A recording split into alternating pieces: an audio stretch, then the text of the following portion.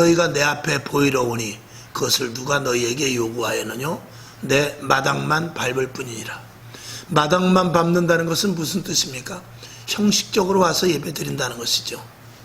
형식적으로 헛된 예배, 너희가 그런 예배 드려봐야 내가 받지 않겠다, 그런 의미입니다. 오늘도 방방곡곡에서 예배를 드립니다. 근데 정말 한 700만 명, 600만 명 정도의 예배가 드릴 것입니다. 과연 하나님이 받으실 만한 사한 예배를 드리는 그런 하나님의 나름대로 자녀라고 말하는 사람들이 얼마나 될까?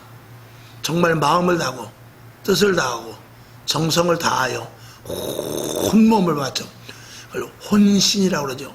혼신을 다하여 드리는 예배를 과연 얼마만큼 드리며 그런 예배를 원하시는데 하나님께서 두루두루 감찰하시면서 과연 그 택한 예배를 받으실 만할까를 한번 생각해 보게 됩니다.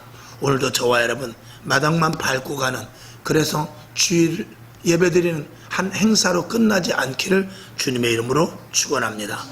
자, 11절로 올라가 보면은 여호와께서 말씀하시되 너희의 무수한 재물, 수양, 그리고 그런 것들을 통하여서 번제나 또 피, 이런 것들을, 수양이나 수염소, 수송아지 이런 것들을 번제는 다 그걸 태워서 드리는 거죠. 번제, 그리고 피로 드리는 이런 것들을 내 앞에서 너희가 드리지만 하나님은 받지 않겠다라고 그래요. 왜 그럴까요? 오늘 우리들도 물질을 드리고 시간을 드리고 마음을 드리는데 혹시라도 하나님께서 그 예배를 받지 않으신다, 그러면 우리는 낭패입니다. 그렇지 않겠어요? 12절로 다시 가봅니다. 너희가 내 앞에 보이러 오니 그것을 누가 너희에게 요구하였느냐? 너희가 내 앞에 보이러 왔다는 것입니다. 그냥 얼굴만 보이러 왔다는 것입니다. 내가 너희에게 요구하는 것은 그게 아니라는 것입니다. 얼굴만 눈도장 찍으러 오는 것, 그런 예배하지 말라는 것이죠. 13절로 가보겠습니다. 헛된 재물을 다시 가져오지 말라. 분향은 나의 가증이 여기는 바요. 너희가 분향을 한다고 하지만 가증스러운 것이다, 이런 것입니다. 또 월삭, 안식일, 대회로 모이는 집회, 성회 등등 이 모든 것들, 그런 것들 내가 견디질 못하겠다. 너희가 계속해서 예배드리고 계속해서 제물을 드리고 너희가 계속해서 모이는데 내가 그것을 도저히 감당을 못하겠다는 것입니다. 14절로 넘어갑니다. 내 마음이 너희의 월삭과 정한 절기를 싫어한대요. 아무리 정해서 예배를 드려도 내가 그 예배를 싫어한다는 것이죠. 그러면서 14절에 뭐라 하냐면 그것이 내게 무거운 짐이라 내가 지기에 곤비하였느니라. 자꾸 나한테 이게 짐만 되니까 그런 예배 드리지 말라. 그렇게 예배 드려야 나한테 짐만 돼. 내가 부담되니까 절대 그런 예배 드리지 말라. 이렇게 하나님께서 말씀을 하십니다. 그들의 예배는 양을 드립니다. 그들의 예배는 수송아지를 드립니다. 수염소를 드리죠. 그리고 피로 또 그 다음에 번제로 드려요. 그런데 나에게 부담되니까 그런 예배 드리지 말라라고 이렇게 말씀을 하고 있어요. 15절 오늘 말씀의 결정적인 것이죠. 내가 너희가 손을 펼 때, 즉 손을 들어서 기도할 때 내가 눈을 가리운대요. 손을 번쩍 들고 기도하는데 내가 듣지도 않게 눈을 가려버린다는 것이에요. 하나님이 눈을 가려버리세요. 너희가 많이 기도할지라도 내가 듣지 않겠다. 아무리 기도해봐라 내가 듣지 않겠다는 것입니다. 왜 그렇죠? 이는 너희의 손에 피가 가득함이라 그랬어요. 하나님께서 받으시지 않은 결정적인 말씀이 뭐냐면 너희 손에 피가 가득함이라. 왜? 너희 속에 악독함이 그냥 있기 때문에 그렇다는 것입니다. 그 악독함이 그냥 있다라는 것은 우리가 예수 그리스도의 보혈의 피로 말미암아 정결한 자가 되지 못한 상태에서 드리는 예배는 내가 받지 않겠다라는 것입니다. 그러니까 오늘도 우리가 예배 드리는 데 있어서 우리가 교회 안에는 성도가 많다고 제가 항상 말씀드리죠. 교회 안에는 성도가 많지만 교회 밖에는 예수 믿는 사람이 없기 때문에 그래요. 즉 무슨 말이냐, 너희 악이 세상에 나가서는 세상 사람들과 똑같지 않냐.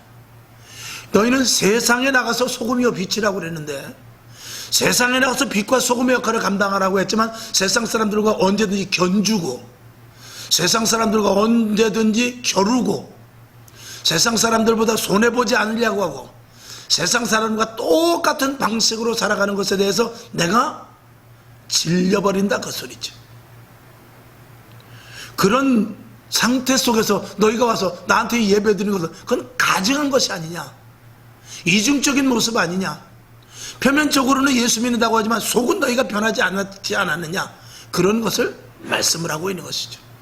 그 예배를 받지 않겠다라는 것입니다. 하나님은 오늘도 신령과 진정의 예배를 드려서 하나님이 기뻐 받으시는 예배가 되기를 원합니다. 너희가 변화되지 못하고 너희가 하나님의 사람으로 살지 못하는 그런 상태 속에서 나한테 와봐야, 여러분, 만약에 세상에서 어떤 사람 만약에 우리가 이제 가장 흔한 일로 예를 들어서 차를 타고 가다가, 저도 그런 경우가 참 많이 있어서 부끄러운 경우가 있는데 요즘은 굉장히 많이 제가 절제를 하고 있죠. 차를 타고 가다가 서로 충돌이 생기는 경우가 있습니다. 앞서거니 뒤서거니 하면서 왜 새치기를 했냐, 왜 갑자기 섰냐, 왜 뭐 등등 이런 것들을 차를 받쳐놓고 둘이 한참 예를 들어 싸울 때 하나님이 그걸 물끄러미 만약에 보신다면 하나님 얼굴이 입장이 어떻게 되겠느냐. 근데 한쪽 차는 검정 세단인데 한쪽 차는 교회차다. 이러면 이게 골치 아프지 않습니까? 또 둘 다 똑같은 승용차인데 가만히 뒤에 보니까 성경책이 실려있고 뒤에 앞에 십자가를 걸고 있는데 싸우는 모습을 볼 때 하나님이 얼마나 부끄럽지 않겠느냐, 그런 것이죠. 그래서 예레미야, 지난번에 한 말씀을 드렸죠. 예레미야 1장 5절이었더라고요. 보니까 예레미야 1장 5절에 보니까 너희 한번 예루살렘 거리로 나가봐라. 예루살렘 거리로 나가봐라. 그 거리에서 너희가 진리와 공의를 구하는 자 한 사람만 있어도 내가 이 나라를 멸망시키지 않겠다는 것이에요. 그러니까 교회 안에 예배를 드릴 때는 아주 거룩해요. 양을 드릴 때는 하나님, 내가 이렇게 죄가 있습니다, 그러고 양을 드려요. 수송아지를 드릴 때도 하나님, 내 모든 죄를 다 받으시고 깨끗하게 하여 주시옵소서, 그래요. 그런데 예루살렘 거리로 나가보니까 진리를 그리고 공의를 그런 구하는 자가 한 사람도 없더라는 거예요. 예배 드릴 때, 제사 드릴 때는 아주 철저하게 거룩하게 드리고 아주 행보도 천천히 하는데 실질적으로 세상에 나가서 발부하는 것을 볼 때는 그 예루살렘 거리에 나가보니까, 바깥에, 교회 바깥에 나가보니까 진짜로 예수 믿는 사람이 한 사람도 안 보이더라는 것입니다. 그러고 나서 또 주일이 되면은 싹 와서 예배를 드리는데 하나님께서 도저히 그 예배를 받으실 수가 없다라는 거예요. 그러니 그 모습이 지금 현재 이 시대 우리들의 모습이라면 우리가 회개해야 될 부분이 너무나 많다는 것이죠. 교회 안에서는 거룩하고 이 입술로 찬양을 드리지만 가면은, 바깥에 나가면 싸우고 내가 잘났다고 그러고 일체의 양보도 없고 용서하지 못하고 그런다면은 이건 하나님이, 우리가 이 자리에 앉아서 예배 드릴 때 우리는 가증하는 것이라는 거죠. 하나님께서는 오늘도 우리들에게 요구하는 것은 진정과, 요즘 이제 새 성경에 그렇게 나왔어요. 영과 진리의 예배. 그렇죠? 영과 진리. 신령과 진정의 예배입니다. 하나님은 영이시니 너희가 신령과 진정의 예배를 드려라. 우리가 하나님 앞에 눈 가리면 얼마든지 할 수 있습니다. 사람 같으면. 여러분, 우리가 사람을 상대해 보면은요, 저 사람의 말이 진실인지 아닌지 알 수 있어요. 아니, 3살 먹은 애들도 알더라고요. 진짜 나 좋아하는지. 3살 먹은 애들도 진짜 나를 좋아하는지 그 애들이 벌써 다 알아요. 그런데 하나님을 속여요. 우리는 하나님을 속입니다. 하나님이 모를 것 같이 우리가 뻔뻔하게 나와서 예배드리는 그런 일들이 비일비재하단 말이죠. 기도는 우리가 얼마나 아주 찬란하게 하는지 모르죠. 찬양을 할 때는 우리가 아주 정말 그 찬송에 혼을 담아서 하는 것 같이 하고요. 그리고 예배드릴 때 우리의 모습은 천사보다도 더 멋집니다. 그런데 우리 속에 있는 것들이 하나도 변화되지 않고 그냥 있다는 것입니다.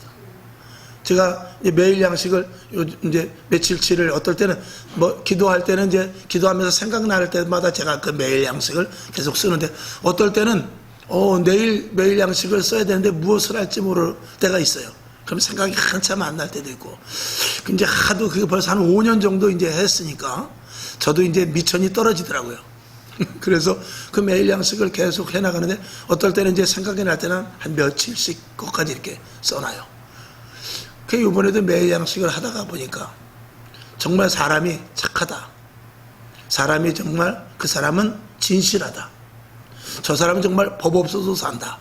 그래서 저 사람은 교회 다니는 사람 같다 라고 말할 수 있을지 모르지만 우리가 정말 그 사람의 속을 보면 그 사람이 본성이 조금 정이 많고 그 사람이 본성이 좀 겁이 많고 그 사람이 본성이 좀 이렇게 남한테 베푸길 좋아하는 그런 성격을 가졌을 뿐이지 진짜 변한 건 아니다라는 거예요. 그렇지 않아요? 태생적으로 그 사람이 약하고 겁이 많으며 그리고 본질이 좀 그래서 남한테 도와주기를 좋아하는 그런 성품을 가졌을 뿐이지 변화된 사람이 아니라는 거예요. 그러고 나서도 우리는 착하다고 스스로 말하고 그리고 교회 다니기 때문에 내가 이 일을 했다고 거기에 포장을 덧입혀버리는 그런 가증한 일들이 있단 말이죠. 본성이 태어날 때 좀 착한 것이지 변화된 게 아니라는 거예요. 그러고서도 우리는 남보다 낫다라고 스스로 자랑을 한단 말이죠. 이런 가증한 일들이 얼마나 많은지 모릅니다. 바깥에 나가서 도둑질을 하고 바깥에서 못된 짓을 하면서 그리고 폭행을 일삼고 세상의 범죄자의 노릇을 하면서 자기의 유익을 챙기는 그런 사람과 그리고 교회 와서 나는 교회라도 좀 다녀야지 좀 마음이 좀 나는 공부하니까 교회 다녀야지 그러면서 선한 마음을 갖는 것이 내 심령 이 태생의 그런 것 뿐이지 변화돼서 그러지 않았다는 말이죠. 그렇게 볼 때는 무게 함량을 달아볼 때는 세상 사람들이나 우리가 교회에 와서 착한 행실을 하고 있는 사람이나 하나님 보시기엔 죄악이 걷어진 건 하나도 없다라는 거예요. 실질적으로 불 속에 도가니에 들어가서 변화된 모습 성령으로 말미암아 뜨겁게 단련된 재련된 그런 모습으로서의 변화된 성도가 아니라 그냥 조금 착한 성도라는 것이죠. 세상 사람들보다. 그런 모습에서의 우리가 주 앞에 나와서 거룩한 척하고 예배드리는 것은 하나님이 받으실 수가 없다는 것입니다. 오늘 우리들은 정말로 스스로 그래서 제가 늘 드리는 말씀이 뭐냐면 요셉이 얼마나 착합니까? 그 사람이 변화될 게 뭐 있어요? 근데 옥살이를 왜 들어가게 합니까? 연단을 시키는 거죠. 다윗과 같이 착한 사람이 어디 있습니까? 요셉과 같이 순결하고 그럼에도 불구하고 다니엘과 같이 의협심이 강한 사람이 어디 있어요? 그럼에도 불구하고 하나님께서는 모조리 그를 불 속에 다 집어넣어서 완전히 변화된 사람으로 하나님이 쓰셨어요. 그래서 태생이 약하다 할지라도 변화된 사람은 강해질 수 있습니다. 그리고 태생이 좀 두려움이 많아서 섣불리 하지 못해서 남들이 보기에 정말 착하다고 할지 모르는 그런 사람도 성령을 받으면 겁과 두려움이 없이 모든 일을 담대히 할 수도 있단 말입니다. 하나님은 이런 변화를 이야기하는 것이지 하나님이 쓰실 만한 그릇으로서의 변화를 원하는 것이지 단순히 착각해서 남에게 해를 주지 않는 그런 모습 속에서 나의 본성을 가지고 이야기하는 것이 아니라는 말입니다. 저도 마찬가지죠. 누구에게나 다 통용되는 이야기인 것입니다. 그래서 오늘 이 이사야 선지자는 하나님께 말씀을 받습니다. 성전 뜰만 받고 가는 그래서 형식적인 예배를 드리는 그런 모습은 있을 수 없다. 그런 것들은 내가 받을 수 없다라고 말하는 것입니다. 그저 내가 좀 더 돈이 많아서 헌금을 하고 저 내가 시간이 더 많아서 예배를 드리고 그저 내가 좀 문제가 있어서 기도하고 이런 수순에서 머물러 있으면 안 된단 말입니다.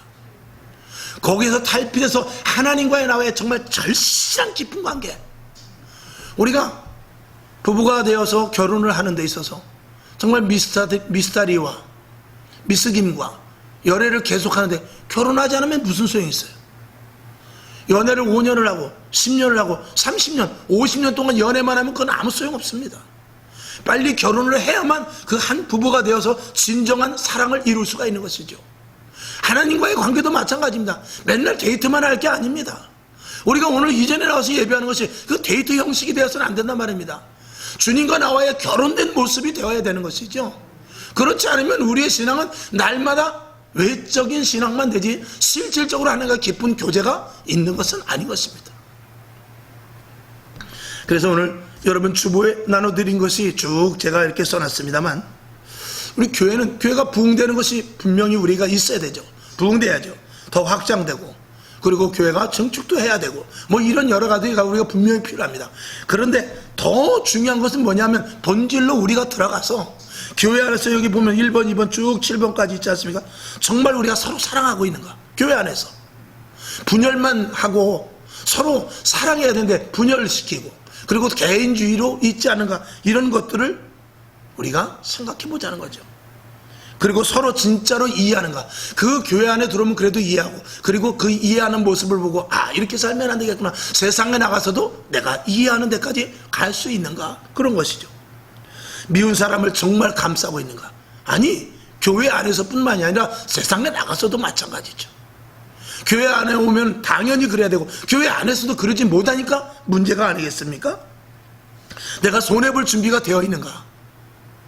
그저 세상에 나가서는 참 그렇게 잘 하더라고요. 저 사람이 짜장면 사주면 나도 돈 있으면 막 사주고 그래요. 근데 그런 내가 드러나는 것은 좋지만 드러나지 않는 일에 대해서는 내가 잘 하질 않으려고 그래요. 여러분, 우리는 빛의 역할을 해야 될 때가 있고 소금의 역할을 해야 될 때가 있습니다. 그런 것들을 지혜롭고 분별하게 우리가 잘 해야 되죠. 그리고 우리 교회 안에서는 특별히 정말 원형의 정통교회, 초대교회와 같이 성령의 역사가 나타나고 기적이 나타나며 하나님의 임재가 있고 뜨거운 열정이 있고 전도하고 세상 사람들이 두려워하면서 칭송받는 그런 교회로 우리가 세워나가는데 얼마만큼 최선을 다하고 있는가. 세상 사람들이 단순히 좋아하는 교회가 아니라 두려움까지 있는 그런 교회가 되어야 됩니다. 세상 교회의 문턱을 한없이 무조건 낮추는 것이 아니라 교회로서의 가치를 항상 잃지 말아야 되는 것이죠. 그리고 예수님이 정말 인정하는 교회인가? 이 교회는 내 피값으로 세운 교회다. 예수님이 인정하는 교회인가? 하나님이 인정하는 교회인가? 주님의 교회인가? 기도하는 교회인가? 재림을 준비하는 교회인가? 이런 것들이 우리에게 분명히 있는 그런 성도들이 되어야 될 줄로 믿습니다. 그 다음에 이게 영적인 교회가, 영적인 기관인가? 건물만 덜렁이 있지 와서 일요일이면 문이 열리는데 평일날은 모르겠어 라든지, 아니면 일요일날 그 뭐 하는 거야 안에 들어가서 이렇게 단순하게 그냥 세상 사람들이 볼 때 또 우리가 생각해도 그저 단순히 한 번의 예배를 드리고 일주일을 종치는 그런 교회가 아니라 정말 살아서 역동되는, 그리고 만나면은 하는 얘기가 오늘도 은혜가 충만하기를 원합니다. 내가 받은 은혜가 너무나 큰데 나는 여태까지 신앙생활을 했어도 이렇게 하나님께서 나를 어루만져 주시는지 몰랐어요. 이런 좀 깊은 영적인 교제가 있는 그런 교회가 될 줄로 믿습니다. 그 다음에 그 뒤로 넘어가서도 그렇죠. 하나님을 위한 예배를 드리는가? 사람들끼리 예배 드리는 건 아무 의미 없습니까? 아무 의미가 없습니다. 그거는 인본적인 교회로서의 예배 드리는 것밖에 되지 않습니다. 그 다음에 사람에게 보이기 위한 예배인가? 이거는 하나님의 그냥 종교적인 그런 교회가 되는 것이죠. 하나님은 종교적인 사람은 종교인을 찾는 것이 아닙니다. 하나님은 그리스도인, 기독교인을 찾는 것입니다. 저와 여러분 온전한 하나님이 되어서 거듭난 자들이 다 되어서 사람에게 보이기 위한 예배가 아니라 정말 하나님 앞에 나오는 예배입니다. 그래서 어떨 때는 내가 뜨거운 열정이 있을 때 옆에 사람을 생각하는 것이 아니라 하나님과 나와의 일대일에 먼저 관계를 갖고, 우리는 수직적인 관계가 먼저입니다. 항상 수직적인 관계가 돼야만 수평적인 관계가 이루어지는 것입니다. 여러분이 하나님과의 관계가 먼저 되지 않고 수평적인, 그래서 십자가를 우리가 그어도 이렇게 먼저 그으면 안 돼요. 위에부터 그어야 됩니다. 이를테면은 우리가 한문을 쓸 때는, 열십자 한문을 쓸 때는 이거 먼저 합니다. 그게 획순이거든요. 그러나 우리가 실질적인 하나님과의 관계 속에서는 위에부터 그어야 돼요. 그래서 우리 원로 목사님네 비밀번호도 그겁니다. 이게 아니고 이거예요. 다 알려주네. 인터넷으로 다 나가는데 이제 집 털리겠네 이거.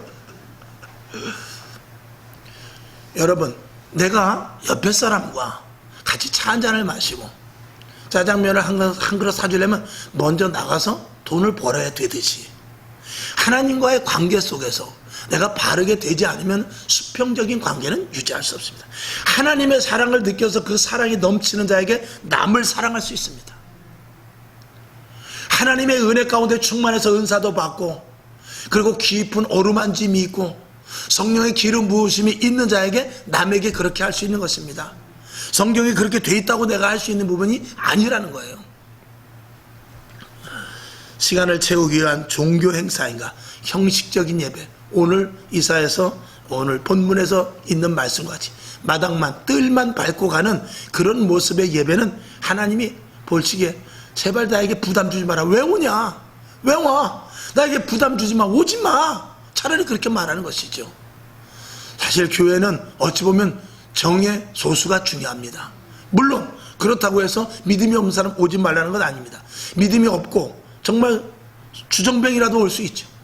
마약범이라도 올 수 있고요. 강도라도 올 수 있습니다. 근데 그런 이들이 여기 와서 진정히 하나님의 그 공동체, 그리스도 안에서의 공동체의 모습을 보고 그들이 감화될 수 있을 만한 그 강력한 이 속에서부터 뿜어나오는 영적인 힘을 다 가지라 그 말입니다. 그래서 영향력을 줄 수 있는, 그래서 이 길가에 가로수 같은 거 심어 놓는 이유가 뭡니까? 공해 때문에 그렇죠. 그러나 가로수가 몇 개 되지 않고 차들이 많이 다니면은요, 그 가로수는 말라 죽어버립니다. 근데 차가 양보다도 가로수가 감당할 수 있는 숫자가 더 많으면은 그 나무는 자라고 그 공해를 잡을 수가 있는 것이죠. 교회도 마찬가지입니다. 영적인 사람, 영적인 예배, 영적인 교제를 하는 사람들이 강력하게 많아져 있을 때 외부 사람들이 들어왔을 때 감동과 감화와 변화가 되는 것입니다. 그래서 우리가 미친 듯이 밤에 기도하는 거예요. 우리가 예배 시간을 빠뜨리지 않고 예배 드리는 것입니다. 왜 새벽으로 밤으로 또 낮에 개방시켜놓고 왜 기도를 하며 하나님께 계속해서 수직적인 관계를 갖고자 하는 것입니까? 그런 수평적인 관계 속에서 사람들이 이곳에 왔을 때 믿음이 없는 자들, 믿음을 가지려고 애쓰지만 되지 않는 그런 이들, 또 포악하고 완악한 이들이 여기 와서 심령이 녹아지게끔 하는 그런 가로수가 많은 심겨운 같은 숲과 같은 그런 교회 성도들이 되기 위해 영적인 숲을 만들기 위해서 그런 교회이어야만 하나님의 영으로 말미암아 교회 재단을 통한 하나님의 놀라운 역사가 나타나는 것이죠. 목사가 하면 큰일 납니다. 그 교회는 목사의 교회가 됩니다. 하나님이 재단을 통해서 강력하게 해야 되고, 목사가 할지라도 그것은 하나님께서 쓰시고자 하는 어떤 통로일 뿐이죠. 그래서 안수기도를 한다 할지라도 목사가 하는 것이 아니라 위로부터 공급되어서 쓰임받아. 그래서 어떨 때는요, 저도 이렇게 기도를 해주면 아유 목사님이 안수를 했는데 아유 막 그냥 손댄 부분이 너무나 뜨거워요. 저는 몰라요. 그러나 위로부터 하나님이 통로를 하시는 거지. 제가 뜨거워지면, 물론 제가 뜨거워져서 여러분에게 할 때도 있지만 제가 거기에 만약에 제 자의로 하게 되면 큰일 나게 됩니다. 만약에 전기가 이 전봇대에서부터 이 앰프까지 오게 되는데 그 전선이 열받으면 큰일 나는 거예요. 그죠? 전선이 열받으면 불 나는 거예요. 그래서 전기가 제대로 와서 이 앰프를 통해서 이 스피커로 해서 여기서 음성이 나가고 전기는 그 역할만 해야지, 전선이 열받게 되면 그 큰일 나는 것입니다. 그러니까 목회자도 마찬가지입니다. 하나님 앞에 철저하게 통로로 쓰임받아야지. 이게 저항이 생기면 열이 받거든요. 그러면 이제 여기서 내가 여과되고 내 생각과 내 계획이 들어서 하나님의 말씀을 선포되면 내가 열이 받아지게 되는 것입니다. 그러면 터져버려요. 그러면 큰일 나는 것입니다. 이해가 되셨는지 모르겠습니다. 할렐루야. 그래서 하나님의 자녀답게 진정으로 드려지는가. 우리가 시골에 명절에 해서 부모님께 왜 내려갑니까? 용돈 1000만원 붙여주는 것보다 가서 얼굴 뵙는 것이죠. 아버지, 어머니, 객체에서 저희들 잘 있어요. 그리고 용돈은 비록 5만원 밖에 못 드린다 할지라도 따뜻하게 손 한번 만져주고, 그리고 오래간만에 제가 새벽에 나가서 불 뗄게요. 그리고 아궁이에서 불을 뗀다. 이런 것들이 진짜 자식이 하는 것이거든요. 그것과 마찬가지로 우리가 예배 드리는 모습이 그래야 된단 말입니다. 하나님 앞에. 그 다음에 분명히 받으시는 예배라고 확신을 할 수 있어야 돼요. 오늘 예배 속에서 아유 오늘 목사님 뭐라고 말했는지 모르겠는데, 글쎄 예화는 하나 생각나는 것 같은데 모르겠네요. 왜 이렇게 소리만 지르셔서, 이러면 곤란한 거예요. 오늘 예배의 핵심이 무엇이며 주신 말씀이 무엇이며 내 속에서부터 다짐이 있어야 돼요. 이렇게 해야 되겠다. 그 다짐이 없는 예배는 세상 문을 열고 나가면 안개가 바람이 불면 싹 사라지듯이 오늘 무슨 예배드나 세상에 나가서 또다시 내 육신의 모습, 온연한 모습으로 그냥 그대로 가버리게 되는 것이죠. 그러면 헛된 예배가 되는 것입니다. 그래서 밑에 보면 우리가 예배를 얼마만큼 중시하는가 이런 것들을 한번 우리가 읽어보고, 여러분 우리 교회는 죄인들이 회개하고 할렐루야 병든 자들이 치유되고 그리고 심령이 변화되고 문제가 해결되며 그리고 소망으로 가득 차야 되고, 이 속이 뜨거워져서, 여러분 제가 말씀을 할 때 여러분이 평안하면 안 돼요. 제가 말씀을 드릴 때 여러분이 마음이 안정되면 안 돼요. 물론 그런 부분을 하나님께서 주시지만 그건 부수적으로 주시는 것이고, 설교 말씀을 들으면 이 속이 뜨거워서 앉아있을지를 못해야 돼요. 가슴이 뛰어서 어떻게 내가 주여 내가 어찌할꼬, 그런 마음을 가지고 내가 이렇게 신앙생활해서는 안 되는데 어떻게 하지 하면서 막 가슴이 뛰면서 그냥 이 발바닥이 발에서 그냥 떨어져서 이게 두근두근하고 심장이 뛰어야 그게 진짜 예배인 것입니다. 그러니까 초대교회는 예배 드리자마자 다 뛰어나가서 전도했죠. 그런 역동적인 예배가 드려질 수 있도록 여러분의 마음의 문을 활짝 열고 말씀을 액면 그대로 받아들일 수 있어야 돼요. 제 말로 들으면 큰일 납니다. 하나님의 말씀으로 듣고 맞아 아멘 하면서 그 말씀이 내 속에 들어와서 씨앗이 돼가지고 막 불타올라야 되는 것이죠. 그런 예배를 드리지 못하면 하나님이 기뻐 받으시는 예배가 될 수가 없습니다. 지금은 번제와 같이 제단에 불이 떨어지지 않습니다. 그러나 심령에 불이 붙어야 돼요. 그래야 그게 진짜 번제가 되는 것입니다.